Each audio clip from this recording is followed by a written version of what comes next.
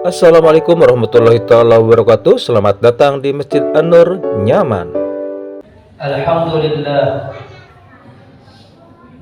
alladzi ja'ala az-zakata ruknan lil islami rakinan liyakuna muzakki muhsinan li akhihi wa mu'inan wa mu'aziran lahu fi hayatihi wa dhaminan فيتبادلون بينهم الحب الصميم ويتشاركون بالنفع الأمين يسيرون معا على طريق القويم أشهد أن لا إله إلا الله أسبغ نعمه عليك وأمرك أن ترد بالخير يديك فقال تعالى وأحسن كما أحسن الله إليك وأشهد أن سيدنا ونبينا محمدا عبده ورسوله وصفيه وخليله وأتى بالوحي كل ما يقوله صلى الله على سيدنا محمد وعلى آله وأصحابه خير صحبه وآله وسلم عليه تسليما كثيرا أما بعد فيا أيها الحاضرون اتقوا الله حق تقاته حيث قال تعالى يا أيها الذين آمنوا اتقوا الله حق تقاته ولا تموتن إلا وأنتم مسلمون. Ma'asyiral muslimin rahimakumullah.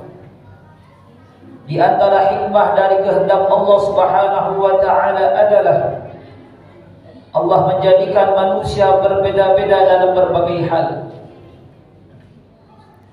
Termasuk di antaranya adalah berbeda-beda di dalam pencapaian ekonominya. Ada yang Allah lebihkan, sebagian yang lain Allah kurangi.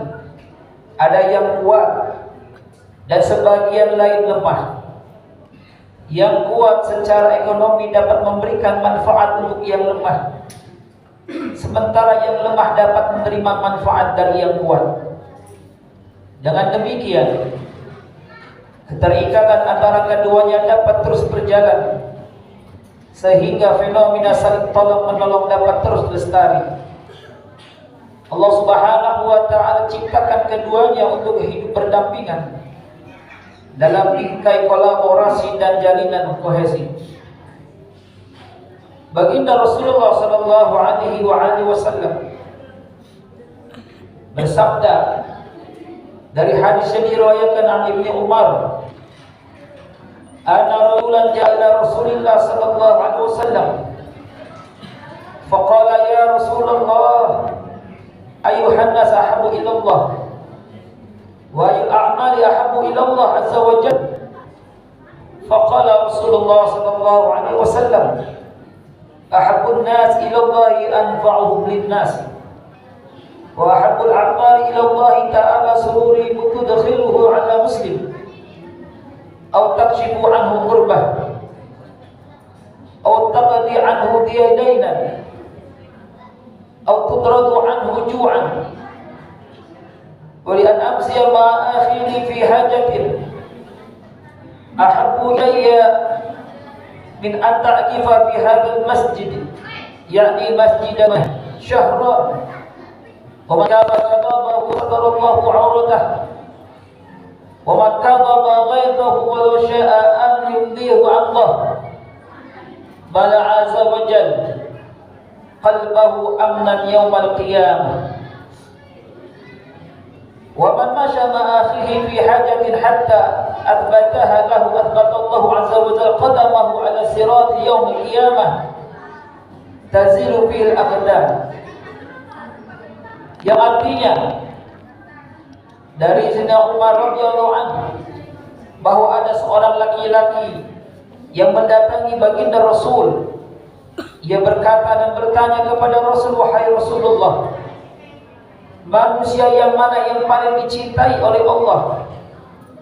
Dan amal apa yang paling dicintai oleh Allah?" Rasulullah SAW menjawab, manusia yang paling dicintai oleh Allah adalah yang paling bermanfaat bagi manusia lainnya. Sedangkan amal yang paling dicintai Allah adalah kebahagiaan yang engkau berikan, yang engkau masukkan kepada diri seorang muslim, atau engkau menghilangkan kesulitannya, atau engkau melunasi hutang-hutangnya, atau engkau membebaskannya dari kelaparan. Dan sungguh kata Rasulullah, jika aku berjalan bersama saudaraku untuk memenuhi satu hajat keperluan, hal itu lebih aku sukai daripada aku harus beriktikaf di masjidku ini, yaitu Masjid Madinah Nabawi, walaupun selama 1 bulan. Dan barang siapa yang meninggalkan amarahnya, niscaya Allah akan tutup aib-aib dan kesalahannya. Dan barang siapa menahan amarahnya, padahal ia mampu untuk melampiaskannya, maka Allah Subhanahu wa ta'ala akan memenuhi hatinya dengan rasa aman pada hari kiamat. Barang siapa yang berjalan bersama saudaranya untuk menunaikan satu keperluan, bahkan hajatnya, hingga keperluan itu dapat ia tunaikan untuk saudaranya, niscaya Allah akan menguatkan kakinya, mengokohkan kedua kakinya di atas sirat kelak di yaumil qiyamah, di mana pada hari itu banyak kaki-kaki yang tergelincir masuk ke dalam nerakanya Allah Subhanahu wa ta'ala. Ma'asyiral muslimin rahimakumullah, begitupun baginda Rasulullah SAW mengatakan bahwasannya dari Mus'ab bin Sa'ad, dia berkata, Sa'ad radhiyallahu anhu menyangka dirinya memiliki kelebihan melebihi sahabat-sahabat lainnya, orang-orang yang miskin dan lemah. Lalu Nabi sallallahu alaihi wasallam bersabda, bukankah kalian ditolong dan diberi rezeki semata-mata karena orang-orang lemah di antara kalian? Ma'asyiral muslimin rahimakumullah, di antara instrumen ibadah sosial yang merupakan salah satu fondasi rukun Islam adalah zakat. Baik zakat fitrah, zakat harta atau zakat mal.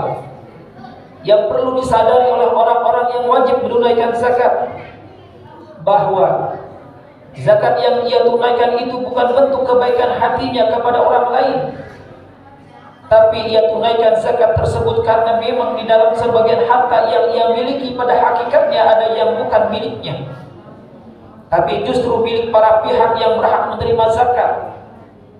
Allah Subhanahu wa ta'ala berfirman, walladzina fi amwalihim haqqun ma'lum lis-sa'ili wal mahrum. Dan orang-orang yang di dalam hartanya ada hak bagian tertentu bagi orang-orang miskin yang meminta dan yang tidak meminta.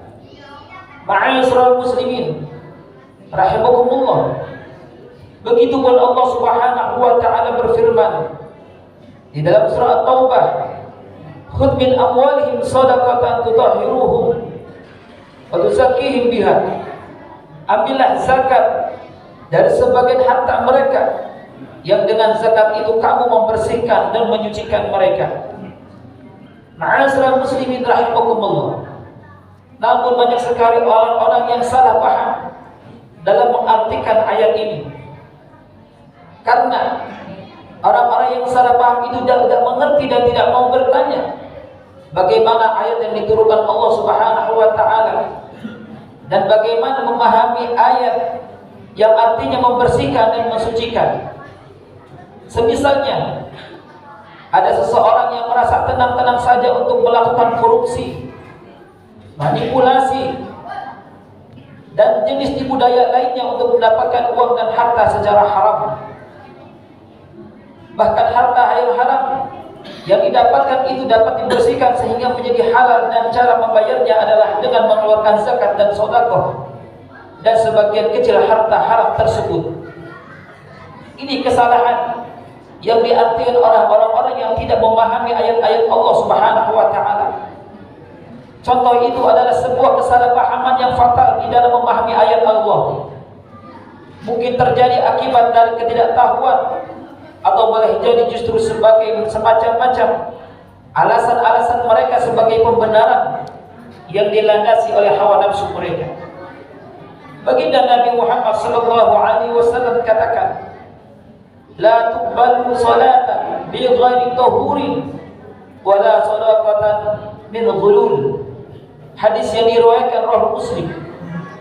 Dan Sayyidina Umar radhiyallahu anhu berkata, sesungguhnya aku pernah mendengar baginda Rasul sallallahu alaihi wasallam mengatakan, tidak akan diterima salat tanpa bersuci, juga tidak akan diterima sedekah atau zakat yang berasal dari harta manipulasi atau yang haram.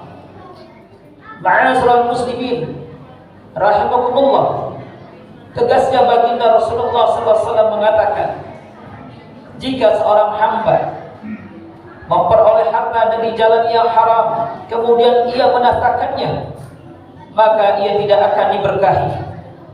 Jika ia sedekahkan harta tersebut, maka tidak akan diterima sedekahnya oleh Allah.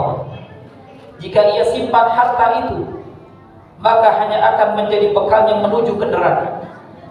Sesungguhnya Allah Subhanahu wa ta'ala tidak menghapus perkara dosa ataupun yang buruk dengan menggunakan perkara yang buruk dan yang haram. Namun Allah Subhanahu wa ta'ala menghapuskan dosa dan keburukan dengan perkara yang baik, yang halal. Sesungguhnya yang kotor tidak dapat menghapus atau membersihkan yang kotor. Ma'asyiral muslimin rahimakumullah, sedekah, infak, zakat, haji atau ibadah lainnya yang kita harapkan dapat mensucikan diri kita harus berasal dari harta yang halal. Mungkinkah kita berwudu dengan air comberan atau air yang kotor, yang bau dan lagi menjijikan? Ma'asyiral muslimin rahimakumullah, tegasnya ulama-ulama kita mengajarkan, keluarkanlah hartamu di jalan Allah Subhanahu wa ta'ala, karena kelak hartamu akan menjadi kendaraanmu menuju Allah Subhanahu wa ta'ala yang akan menyelamatkanmu daripada siksa api nerakanya Allah Subhanahu wa ta'ala. Setiap manusia yang beriman kepada Allah, beriman kepada hari akhir, mengetahui akan datangnya hari kiamat, pastilah orang tersebut, hamba tersebut, ia ingin dirinya diselamatkan oleh Allah Subhanahu wa ta'ala. Bahkan dia tidak ingin sedikit pun kulitnya disentuh oleh api nerakanya Allah Subhanahu wa ta'ala. Ma'asyiral muslimin rahimakumullah, semoga puasa Ramadan dan segala amal ibadah yang kita jalani pada tahap ini, di tahun ini, menjadikan kita termasuk orang-orang yang minal aidin, termasuk orang-orang yang kembali kepada kefitrahan dan kesucian, sehingga Idul Fitri nanti dapat dirayakan bukan sekedar dengan pakaian yang baru, makanan-makanan yang begitu mewahnya, tetapi perayaan hari raya tersebut dirayakan dengan kesadaran yang baru untuk menjauhkan diri dari segala hal-hal yang dilarang oleh Allah Subhanahu wa ta'ala, dan menjadikan dirinya seorang hamba yang semakin dekat dengan Allah dan taat kepada Allah Subhanahu wa ta'ala, sehingga akhirnya hingga nanti ajal datang kepadanya dalam keadaan husnul khatimah, menjemput ridhonya Allah Subhanahu wa ta'ala. Barakallahu li wa lakum fil Qur'anil Karim, wa nafa'ani wa iyyakum bima fihi minal ayati wa dzikril hakim, wa taqabbala minni wa minkum tilawatahu innahu was-sami'ul 'alim. Aqulu qawli hadza astaghfirullah li wa lakum wa lisairil muslimin wal muslimat wal mu'minin wal mu'minat fastaghfiruhu innahu huwal ghafurur rahim. Ibadallah, innallaha ya'muru bil 'adli wal ihsani wa ita'i dzil qurba wa yanha 'anil fahsya'i wal munkari wa ya'idukum la'allakum tadhakkarun. Fadhkurullaha al-'azima yadhkurkum washkuruhu 'ala ni'amihi yazidkum wa yahdikum wa la dzikrullahi akbar. Iqimiss shalah.